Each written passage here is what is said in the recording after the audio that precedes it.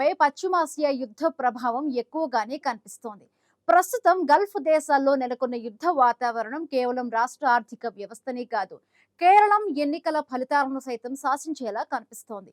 ఓట్లు వేసేందుకు స్వదేశానికి వచ్చే ప్రవాస భారతీయుల సంఖ్య భారీగా పడిపోతూ ఉండడంతో అది ఎవరికి లాభం, మరెవరికి నష్టం చేకూరుస్తుందనేది ఆసక్తిని రేకెత్తిస్తోంది.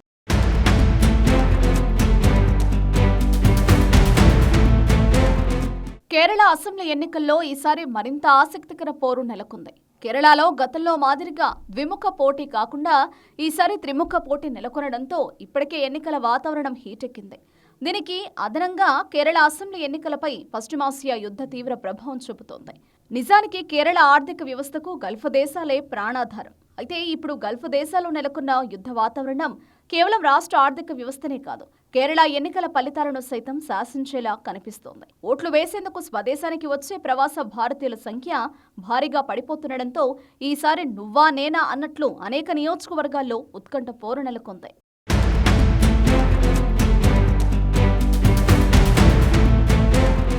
కేరళ అసెంబ్లీ ఎన్నికల్లో ఎలాగైనా సరే అధికారం నిలబెట్టుకోవాలని ఎల్డీఎఫ్ చేసే ప్రయత్నం అంతా ఇంతా కాదు. అలాగే కాంగ్రెస్ నేతృత్వంలోని యూడీఎఫ్ సైతం ఎన్నికల్లో గెలిపే లక్ష్యంగా ముందుకెళుతోంది.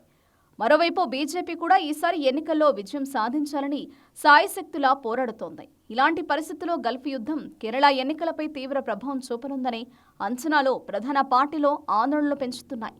సాధారణంగా కేరళ ఎన్నికలు వస్తున్నాయంటే చాలు, గల్ఫ్ దేశాల నుంచి దాదాపు 50,000 మందికి పైగా ప్రవాస భారతీయులు ప్రత్యేక విమానాల్లో వచ్చి మరీ తమ ఓటు హక్కును వినియోగించుకున్న పరిస్థితులు గతంలో కనిపించేవి. కానీ ఈసారి అసెంబ్లీ ఎన్నికల్లో ప్రవాసీ భారతీయుల సంఖ్య అనూహ్యంగా 5,000 కంటే దిగువకు పడిపోతుందని రాజకీయ విశ్లేషకులు అంచనా వేస్తున్నారు.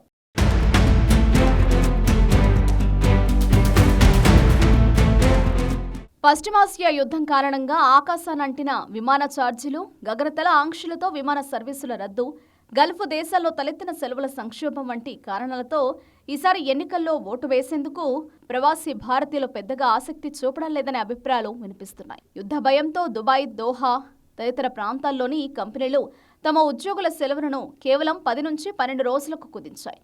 దీంతో ఒక్క సీటు కోసం వేలకు ఖర్చు పెట్టుకుని కేరళకు రావడం ప్రవాసులకు ఆర్థికంగా పెనుభారంగా మారింది.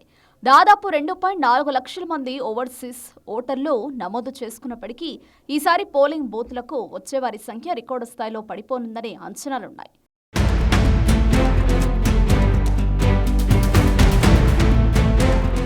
కేరళ ఎన్నికల్లో సాధారణంగా కేవలం 100 ఓట్ల తేడాతోనే చాలా మంది అభ్యర్థుల గెలుపోటములు నిర్ణయించబడతాయి.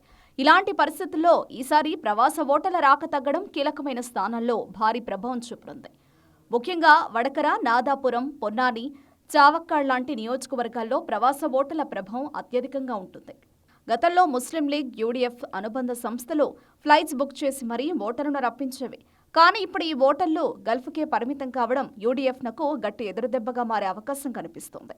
ఇదే అదునుగా భావిస్తున్న ఎల్డీఎఫ్, ఎన్డీఏ కూటములు ఆయా స్థానాల్లో పట్టు సాధించాలని తమదైన వ్యూహాలు రచిస్తున్నాయి. కేరళ అసెంబ్లీ ఎన్నికల ప్రచారంలో ఓటింగ్తో పాటు గల్ఫ్ ఆర్థిక సంక్షోభం ఇప్పుడు ప్రధాన అస్త్రంగా మారింది. గల్ఫ్లో పనిచేస్తున్న కేరళ వాసులు ఏటా 2.16 లక్షల కోట్ల రూపాయలను తమ స్వరాష్ట్రానికి పంపిస్తుంటారు. కానీ యుద్ధం కారణంగా ఏడాది అందులో 20% కోత పడనుందని రాజకీయ విశ్లేషకులు అంచనా వేస్తున్నారు.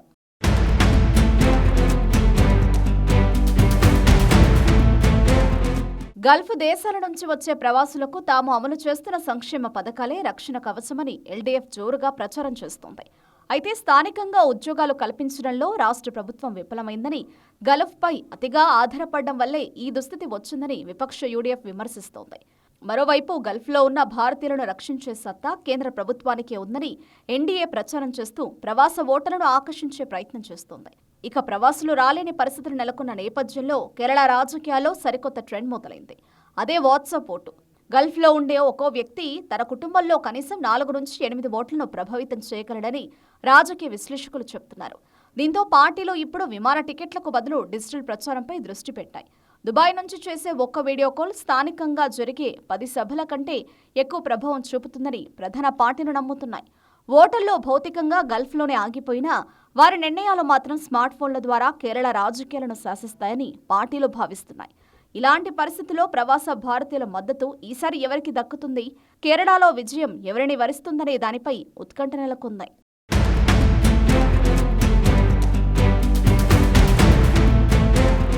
కేరళం అసెంబ్లీ ఎన్నికల్లో పలు కీలక నియోజకవర్గాల్లో అభ్యర్థుల గెలుపు ఓటములను ప్రవాస భారతీయులు డిసైడ్ చేస్తారనడంలో ఎలాంటి సందేహమూ లేదు. అయితే ఈసారి మిడిల్ ఈస్ట్ లో యుద్ధ వాతావరణం నెలకొన్న నేపథ్యంలో కేరళంకు వచ్చి ఓటు వేసే వారి సంఖ్య చాలా తగ్గిపోనుంది. ఈ నేపథ్యంలో ఈ ఎఫెక్ట్ ఎవరికి ప్రతికూలంగా ఎవరికి అనుకూలంగా మారుతుందోనని దానిపై సర్వత్రా ఆసక్తి నెలకొంది.